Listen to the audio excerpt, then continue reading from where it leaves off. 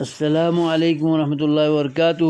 خواتین و حضرات، میرے محترم سامعین، اجالا چاندنی امید اسلامک چینل سے میں آپ سے مخاطب ہوں۔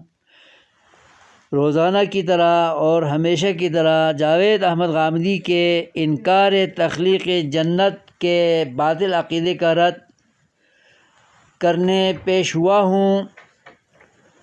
سورہ حدید آیت نمبر 21 کے تناظر میں رد کر رہا ہوں۔ آپ پہلے آیت سماعت فرمائیں۔ اعوذ باللہ من الشیطان الرجیم، بسم اللہ الرحمن الرحیم۔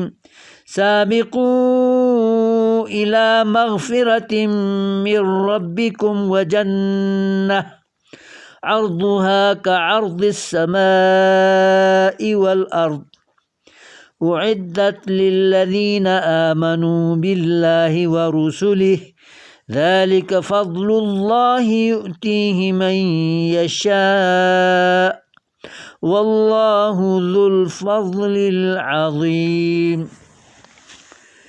سامعین کرام، سورہ حدید آیت نمبر 21 میں اللہ اپنے بندوں کو ترغیب دے رہا ہے کہ اللہ کے بندو، غفلت کی نیند سے جاگو اور بیدار ہو جاؤ اور اپنے رب سے بخشش لینے اور وسیع ترین جنت کے حصول کے لیے پیش قدمی کرو۔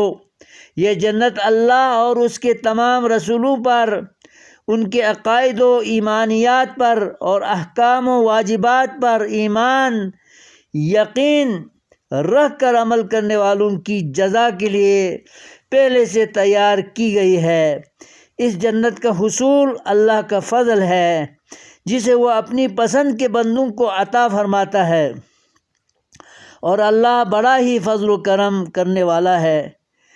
اس آیت میں بھی اللہ رب العزت نے اعدت صیغہ ماضی استعمال فرما کر جنت کی تخلیق پہلے سے کی گئی ہونا واضح کر کے جاوید احمد غامدی کے باطل عقیدے کا بھرپور رد کیا ہے۔ اس حقیقت اور صراحت کے سامنے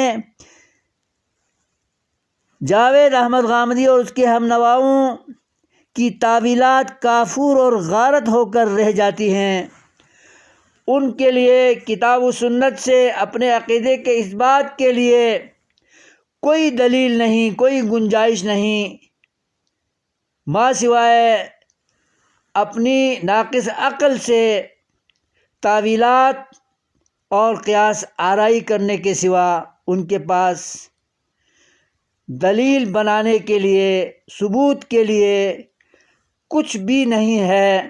اللہ تبارک و تعالی امت مسلمہ کو اور تمام مسلمانوں کو جنت اور دوزخ کی تخلیق پہلے سے کی ہوئی ہونے پر ایمان لانے، اس کو تسلیم کرنے، اس کو حق اور سچ ماننے کی توفیق عطا فرمائے، اور اس عقیدے پر جمے رہ کر اللہ سے ملاقات کی توفیق عطا فرمائے، تاکہ اس عقیدے پر رہتے ہوئے موت آ جائے اور اللہ تبارک و تعالی قیامت کے دن اس عقیدے کی برکت سے، رحمت سے، اس کو قبول کرنے کے عوض میں، صلے میں ہمیں اور پوری امت مسلمہ کو جنت اور اس کی نعمتیں عطا فرمائے۔ آمین یا رب العالمین۔ اور دوزخ کی سختیوں سے، عذابوں سے، عقابوں سے، صعوبتوں سے، اذیتوں سے اس عقیدے کی برکت سے بچائے۔ آمین یا رب العالمین۔ والسلام علیکم ورحمۃ اللہ وبرکاتہ۔